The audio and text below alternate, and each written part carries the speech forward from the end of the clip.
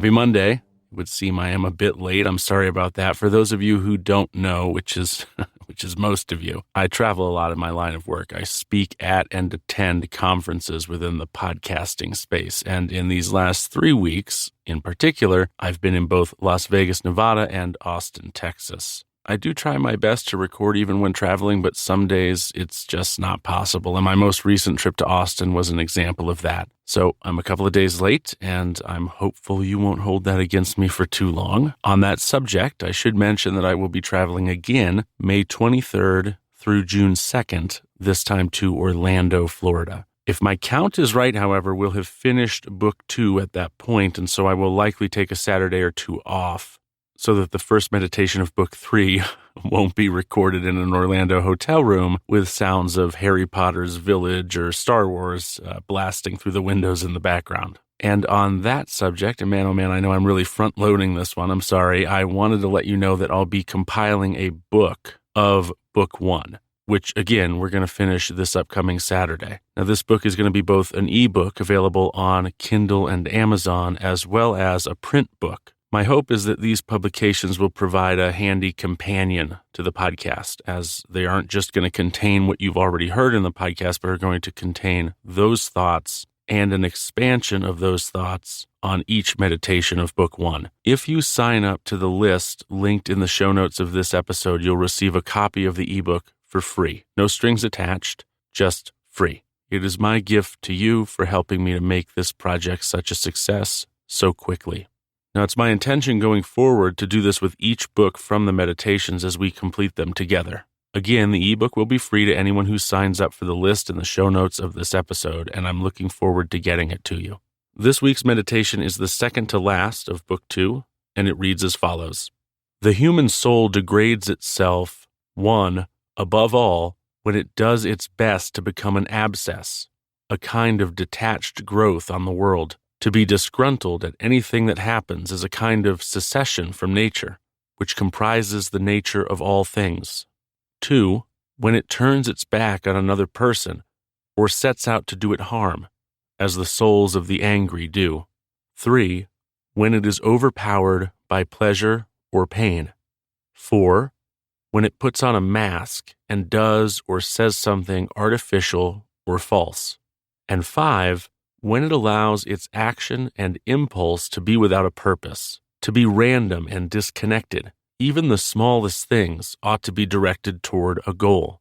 But the goal of rational beings is to follow the rule and law of the most ancient of communities and states. For me, mostly, this reads like a dream. It is, I think, what we all believe in moments when we are at our best. The first item of this meditation says that human souls degrade themselves when they do their best to become an abscess, a kind of detached growth on the world. Think of your potential. Imagine yourself as the best version of you, whatever you can imagine that to be, and imagine all that version of you might be capable of. Now look at the opposite of that. Look at the worst version of you, and you've probably been this at some point in your past. You'll know if you have been. I know I have been. And imagine all the things that version isn't doing. Marcus is simply reminding us here that we do a disservice not only to ourselves, but to the world when we don't effort to be the best versions of ourselves. We shouldn't be sad that we aren't better. We should be sad that we aren't more impactful, more helpful. I've always found it useful to frame my lapses in ambition and focus like that by saying, Tanner, stop being lazy. Stop feeling sorry for yourself. This isn't about you. It's about everyone else. If you continue on like this, you'll not help anyone. And what could be a better use of your life than to make the lives of others better? And what could be a worse use of your life than not? When it turns its back on another person or sets out to do it harm. We all know this too, don't we? We know that when we are angry enough to be cruel to another person, to do physical harm to another person, that we are not, in that moment, great at all. And how often have you said something mean or done something mean, only to feel terrible about it the following day? Remember in the early part of book 2, there was a quote that went something like, human beings are meant to work together, like the rows of teeth, upper and lower, Turning away from someone in need is not that, and neither is bringing violence to someone who you feel deserves it. Those actions are antithetical to the idea of working together and participating in the world in a constructive way. When it is overpowered by pleasure or pain. Now, I will openly admit that in my younger years, and especially in my 20s, I had many vices. I drank excessively, I partied almost daily, and at no point ever was there a morning I didn't wake up regretting the largest portions of my actions from the night before. What did I say? Did I make a fool of myself? Did I get into a fight? Did I hurt someone's feelings? How close did I come to jail or even death? Why did I treat those people that way? Did I think I was cool? That wasn't cool. That was wrong. I would ask myself questions like this almost every morning. But in spite of that, there's an addiction to this kind of behavior. At least I've found that there is. There's an addiction to a life of hedonistic, individual fun and irreverence. And it is so easy to get caught up in it and only regret it later, but then get caught up in it again the next weekend, as if you've learned no lessons. I have no idea why we collectively do this. I think everyone listening can probably identify with some of the things I just said. But for me, I think it's because we haven't shifted our focus and begun to think about our potential in an outward fashion. For me, again, this is just me speaking about my own experiences. I'm not trying to tell you what you should be feeling. But for me, those good times were all about me. And in the morning, I'd be empty again, and I'd wonder why none of that fun and irreverency kind of carried over to positive energy in the morning, hangovers notwithstanding. It wasn't until I went to Haiti in late 2011 as part of an organized relief effort in response to the earthquake that I realized, as I said before, this life isn't mostly about what I can do for myself, it's what I can do to help others.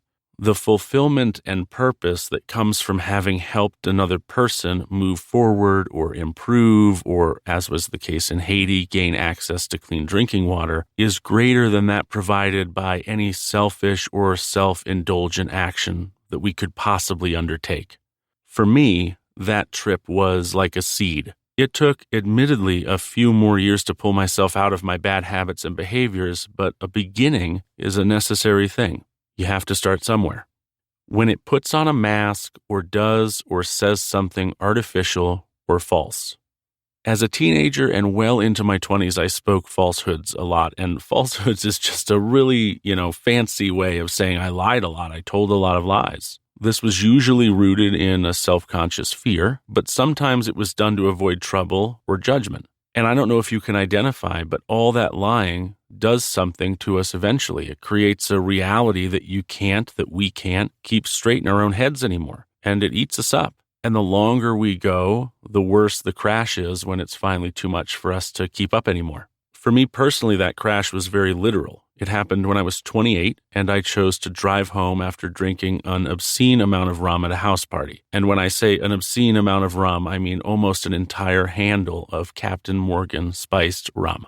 Before I left, some of my friends did ask if I needed a ride, and I told them I was fine. Because at that age, I was proud of how much I could drink and how well I could drive in spite of how much I had to drink. And I had driven drunk many, many times.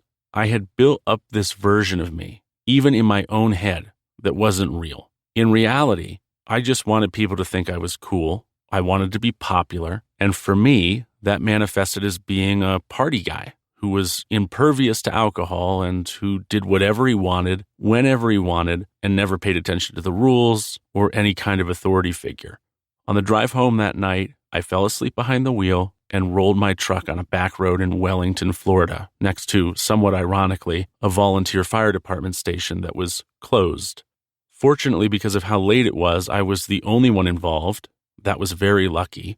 I was also the only one hurt, and in what seemed like a miracle the morning after, no one who responded to the scene thought to test me for alcohol, meaning I didn't get a DUI for that crash, meaning I had dodged a life-altering bullet, and I'd also been very lucky to survive the crash. It was a pretty intense rollover. Everything that led up to that moment was a result of me creating an artificial version of myself for the sake of my own ego and the appeasement of others. And Marcus is right. I degraded myself by doing that. And it is a dangerous thing to do, to degrade oneself long term, or at all. When it allows its action and impulse to be without purpose. Purpose is the only thing that allows an individual to escape a life of self-centered focus and what I call nihilistic hedonism, as in nothing matters and it's all for fun. Now, you just heard my story. Obviously, I have this opinion because, in large part, due to my personal story. But I know this plays out for others as well. I've had a lot of conversations about it with a lot of people. I was that nihilistic hedonist. Nothing really mattered. I'm an atheist still today, and I was an atheist then. Nothing really mattered because, there's no God, there's no afterlife. Morality is all subjective. It's all relative. And I still think those things, but I think of them in much more mature ways than I did when I was in my 20s. But the moment you have a purpose that is greater than yourself, that's the first step to escaping what I've come to perceive as an incredibly unfulfilling sort of hell on earth. Because what can a person do to become fulfilled other than to be in service to their community or to another person or to other people or to a calling that is about more than just them? And I'm not saying you have to be religious to identify or find this, but I feel like you need something that is more than just you. And if you're not doing that, if you're not finding a way to be in service to something greater than yourself, then what are you really doing?